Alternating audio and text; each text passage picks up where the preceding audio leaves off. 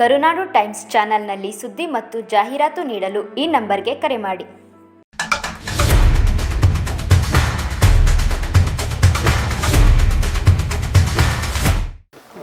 ಇದು ರಾಮನಗರ ಆಗಿರ್ಬೋದು, Kolar, Chikkaballapur ಇವೆಲ್ಲದಕ್ಕೂ bike cement ತುಂಬ ಚೆನ್ನಾಗಿ ಬಂದ್ಬಿಟ್ಟಿದೆ. ಬೈಕ್ ಮೇಲೆ ಭಾಳ ಕೇಸರ್ದೇ ಆದ ಒಂದು ಮಹತ್ವ ಇದೆ. ವಿಮಾನಪಸ ಅದು ಮಹತ್ವ ಎರಡೂ ಇದೆ. ಅದರಿಂದ ಅದು ನೀವು ರಾಗಿ ಒಳ್ಳೇದೇ ಅಥವಾ ಚಪಾತಿ ಒಳ್ಳೇದೇ ಅಂತ ಅದ್ರ ಮಹತ್ವ ಇದೆ, ಇದ್ರ ಮಹತ್ವ ಇದೆ. ಭಾಳ ಜನ ಜಾಸ್ತಿ ರೇಟ್ ಸಿಗಬೇಕು ಅಂತಂದ್ರೆ ಒಳ್ಳೆ ಮ್ಯಾಕ್ಸಿಮಮ್ ರೇಟ್ ನಮ್ಗೆ ಸಿಗಬೇಕು. ವಿಮಾನ ಪಸಂದಿಗೆ 400 ರೂಪಾಯಿ ಕೆಜಿ ಮಾರಿದವ್ರು ಇಲ್ಲೇ ಇದ್ದಾರೆ ಬೆಂಗಳೂರು ಸುತ್ತ. ಇಳುವರಿ ಸರ್ ನಮ್ಮ ಭಾಗ ಇಳುವರಿ ಸ್ವಲ್ಪ ಕಡಿಮೆ ಆಗುತ್ತೆ. ನಮ್ಮ ಈ ಬಾದಾಮಿ ಆಗಲಿ ಅಥವಾ ಕೇಸರ್ ಬಿಟ್ಟಷ್ಟು ಜಾಸ್ತಿ ಬಿಡಲ್ಲ. ಅಲ್ಲೊಂದು ಸ್ವಲ್ಪ ದೂರ ಬಿಡುತ್ತೆ. ಅದನ್ನ ಜಾಸ್ತಿ ಬಿಟ್ಟು ಪ್ರೂನ್ ಮಾಡಿ ಅದಕ್ಕೆಲ್ಲ ಸ್ಪ್ರೇ ಮಾಡಿ ಮತ್ತೆ ಜಾಸ್ತಿ ಬಿಡಿಸೋರು ಉಂಟು. ಬಟ್ ಕಡಿಮೆ ಸ್ಪಾರ್ಸ್ ಬೇರಿಂಗ್ ಅಂತಾರೆ ಇಂಗ್ಲಿಷ್, ವಿರಳವಾಗಿ ಕಾಯಿಗಳನ್ನು ಕೊಡ್ತಿದೆ. ಅತಿ ವಿರಳ ಅಲ್ಲ, ಮಧ್ಯಮವಾಗಿರ್ತದೆ. ಮತ್ತೆ ಕೇಸರ್ ಮಾತ್ರ ಚೆನ್ನಾಗಿದೆ. ಕೇಸರ್ ಒಳ್ಳೇದು. ಇವತ್ತು ಸ್ಟ್ಯಾಂಡರ್ಡ್ ಕೇಳಿ ಸಾಹೇಬ್ರಿದ ದುಂಡಿ ಸಾಹೇಬ್ ಬಂದಿದ್ದಾರೆ.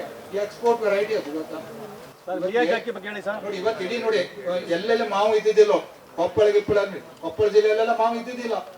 ದೊಡ್ಡ ಪ್ರಮಾಣದಲ್ಲಿ ಮಾವು ಅಲ್ಲೇ ಇದಾಗುತ್ತೆ, ಎಕ್ಸ್ಪೋರ್ಟ್ ಆಗ್ತಾ ಇದೆ. ಕಂಪ್ನಿಯವರೆಲ್ಲ ಬಂದಲ್ಲಿ ಆಪರೇಟ್ ಮಾಡ್ತಿದ್ದಾರೆ. ಆ ಜಿಲ್ಲೆಯಲ್ಲಿ ಮಾವು ಇದ್ದಿದ್ದಿಲ್ಲ ನೋಡಿ.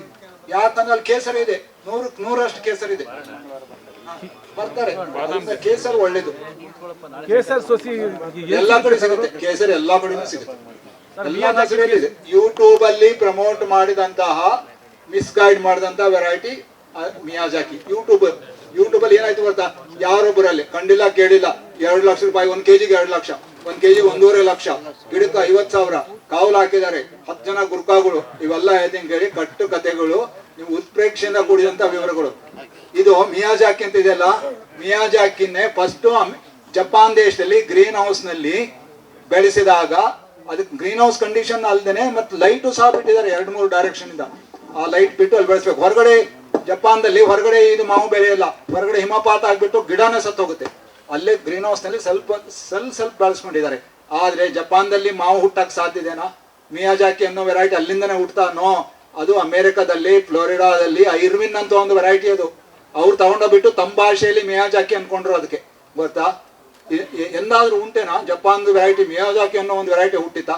ಇಂಡಿಯಾದಲ್ಲಿ ಬೇಕಾದ್ರೆ ನಾವು ಬಾದಾಮಿ ಅಂತ ಇಡ್ಬೋದು, ಸಿಂಧೂರ ಅಂತ ಇಡ್ಬೋದು. ನಮ್ಮ ದೇಶೀಯ ಹೆಸರುಗಳು ಅಲ್ಲಿ ಆ ಹೆಸರು ಇಟ್ಕೊಂಡ್ರು ಅಂದ್ರೆ ಅವ್ರು ಇಟ್ಕೊಂಡ್ರು, ಅವ್ರಿಗೆ ಬೇಕಾಗಿತ್ತು ಇಟ್ಕೊಂಡ್ರು.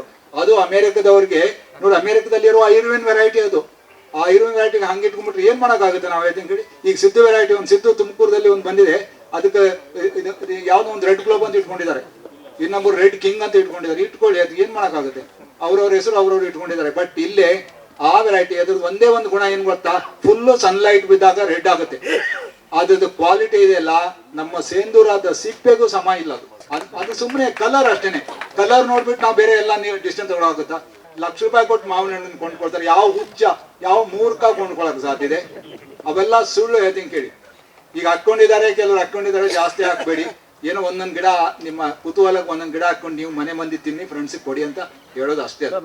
ಹೋಗಿದ್ದು ಅದು 5,000 ರೂಪಾಯಿ ಅಂತ ಒಂದು ಸಸಿ. ಸುಳ್ಳು ಹೇಳ್ತೀನಿ. ಅವೆಲ್ಲ ನರ್ಸರಿ ನೋಡಿ, ನರ್ಸರಿ ಲಾಬಿನೂ ತುಂಬಾ ಕೆಲಸ ಮಾಡಿದೆ ಅಲ್ಲಿ.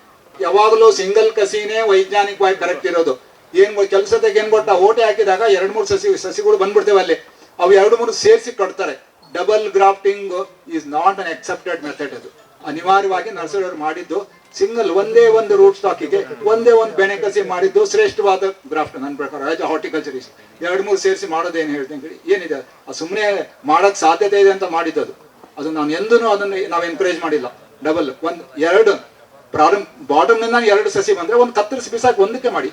2 ಯಾಕೆ ಸೇರಿಸಿ ಕಟ್ತೀರಾ?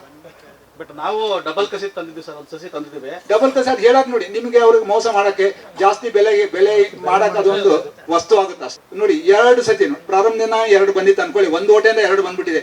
ಒಂದನ್ನು ಕಟ್ ಮಾಡೋಣಂತೆ, ಒಂದು ಕಟ್ ಮಾಡಿ ಬಿಸಾಕಿ ಒಂದು ಸಿಂಗಲ್ಗೆ ಮಾಡೋಣಂತೆ. ಒಂದು ಯಾವ್ದೋ ಒಂದು ಹೋಗುತ್ತೆ, ಒಂದು ಉಳ್ಕೊಳ್ಳುತ್ತೆ ಅಷ್ಟೇ. ಅಲ್ಲೇ ನಮ್ಗೆ ಹಾನಿ ಏನು ಉಂಟಾಗಲ್ಲ. ಅದ್ರ ಅಡ್ವಾಂಟೇಜ್ ಏನಿಲ್ಲ. ಸಿಂಗಲ್ ಮಾಡಿದ್ದೇನೆ ನನ್ನ ಪ್ರಕಾರ ಶ್ರೇಷ್ಠ, ಡಬಲ್ ಮಾಡಿದ್ದು ಓಕೆ ಅಷ್ಟೇ.